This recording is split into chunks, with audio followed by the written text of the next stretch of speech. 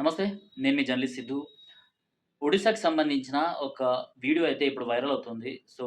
Bomb పేలుడు ఘటనలో తల్లి, కొడుకుల మృతి అనేసి మనం చూసే ఉంటాము. గత 2 రోజుల నుంచి ఈ వీడియో వైరల్ అవుతుంది. అయితే ఆ వీడియో తాజాగా 2 రోజుల కింద జరిగింది అనేసి చాలామంది అనుకుంటున్నారు. కాకపోతే ఆ వీడియో జరిగి జనవరి 27న జరిగిందనమాట. జనవరి 27 మధ్యాహ్నం 2:45కు ఈ బాంబు పేలుడు సంభవించింది.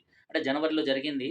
ఇప్పుడు ఫిబ్రవరిలో ఈ వీడియో వైరల్ అవుతుంది. రూఫ్ టాప్ పైన అంటే ఒడిశాలోని భువనేశ్వర్‌లో రాజధాని భువనేశ్వర్ ఏదైతే ఉందో, ఆ భువనేశ్వర్‌లో రూఫ్ టాప్‌లో మొత్తం హిందూ కాలనీ, ఆ హిందూ కాలనీలో ఉన్న ఈ ముస్లిం ఫ్యామిలీ బాంబులు తయారు చేయడానికి ప్రయోగాలు చేస్తుందన్నమాట. గన్ పౌడర్ తీసుకొచ్చారు.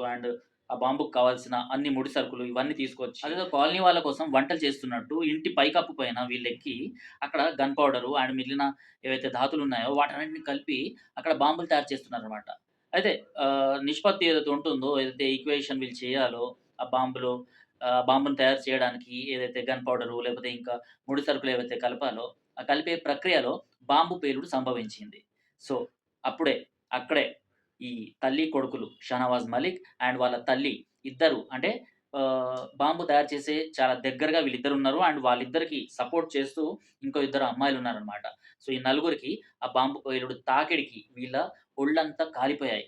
కాలిపోయిన వాళ్ళు అక్కడ మనం వీడియోలో చూసుకోవచ్చు. ఏదైతే వాటర్ ట్యాంక్స్ ఉన్నాయో, ఆ వాటర్ ట్యాంక్స్‌లో వాటర్‌ని లీక్ చేసి దాని తర్వాత వాళ్ళక్కడ కూర్చోవడము, లేకపోతే తమను తాము కాపాడుకోవడానికి శతవిధాలుగా ప్రయత్నం చేయడము, ఇవన్నీ మనము ఆ వీడియోలో చూస్తూనే ఉన్నాము. కాకపోతే వాళ్ళిద్దరూ ఎవరైతే తల్లి, కొడుకులున్నారో వాళ్ళిద్దరికీ ఎక్కువగా గాయాలవ్వడంతో వాళ్ళ చర్మం మొత్తం కాలిపోయి, వాళ్ళ బాడీ మొత్తం కాలిపోయి, వాళ్ళు హాస్పిటల్ తీసుకెళ్ళే లోపే చనిపోయారు. ఆ ఇద్దరు అమ్మాయిలు ఎవరైతే ఉన్నారో మాలిక్ వాళ్ళ ఫ్రెండ్స్ అందులో ఒక అమ్మాయి గర్ల్ ఫ్రెండ్ కూడా ఉందన్నమాట. వీళ్ళిద్దరు మాత్రం ఇప్పటికీ హాస్పిటల్‌లో చికిత్స పొందుతున్నారు. వీళ్ళసలు బాంబులు ఎందుకు తయారు చేయడానికి ఈ కుట్ర పన్నారు? అసలు ఏం జరుగుతుంది అనేసి కూడా కూపి లాగుతున్నారన్నమాట. అందుకే ఈ వీడియో బయటపడలేదు. ఇన్ని రోజుల తర్వాత ఈ వీడియో బయటకొచ్చింది. ఇక్కడ మనం ఆలోచించాల్సింది ఇంకో చిన్న పాయింట్ కూడా ఉంది. ఎక్కడైతే ఈ బాంబు విస్ఫోటన జరిగిందో, ఆ ప్రదేశంలో ఈ తల్లి, కొడుకులు ఆ అమ్మాయిలు వాళ్ళ అరుపులు మనందరిని కలిచివేస్తున్నాయి. ఎంతగా అంటే నిజంగానే మన ఒళ్ళు కాలిపోయాయా అనేసి మనకు ఆ వీడియో చూస్తున్నంత సేపు ఒక భయంకరమైన బాధ, పెయిన్ అనేది కనిపిస్తుంది. బికాజ్ వాళ్ళు వాళ్ళ బట్టలకి అంటుకున్న ఏదైతే ఈ నిప్పు ఉందో వాటి నుంచి కాపాడుకోవడం కోసం వాళ్ళ బట్టల్ని చించేసుకోవడం, వాటర్ పైప్‌ని ఓపెన్ చేసి దాని దగ్గర కూర్చోవడము, ఆ వాటర్‌లో దొర్లడము ఇలాంటివన్నీ మనకు ఆ సీసీటీవీ కెమెరాలో అయితే మనకు కనిపిస్తున్నాయి.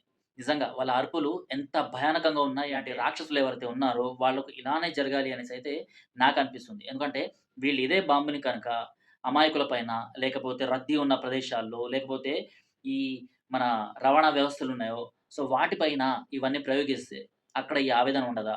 అక్కడ ఈ ఆర్తనాదాలు ఉండవా? అక్కడ చనిపోయేవాళ్ళు మనుషులు కాదా? ఆ! ఈ తల్లి, కొడుకులు చేసిన ఘనకార్యం ఈరోజు సమాజం తలదించుకునేలా ఉంది. యావత్ సమాజం పక్కన పెట్టండి. ఆ మతం నుంచి కూడా ఎవరు ముందుకొచ్చి దీన్ని ఖండిస్తూ మాట్లాడట్లేదనమాట. ఎందుకంటే ఇలాంటి ఉగ్రవాద కార్యకలాపాల్లో దొరికిన తర్వాత వాళ్ళకు మతం అన్నది ఉండదు. వాళ్ళు కేవలం మనుషులు మాత్రమే. ఇంకా వాళ్ళు అప్పటిదాకా ఆచరించిన ఇస్లాం కూడా వీళ్ళకు మాకు సంబంధం లేదు అనేసి చెప్పేస్తారు. కానీ వీళ్ళు మాత్రం చేస్తుంది ఇస్లాం గురించి అనేసి మనం ఆలోచించాలి. ఎందుకు ఇంతటి ఉగ్రవాద భావాలు వీళ్ళ మైండ్ సెట్‌లో ఇలా బయటకొస్తున్నాయి? ఎందుకు వీళ్ళు అవతలి జనాల్ని పొట్టన పెట్టుకోవడం కోసము ఇలాంటివన్నీ చేస్తున్నారు?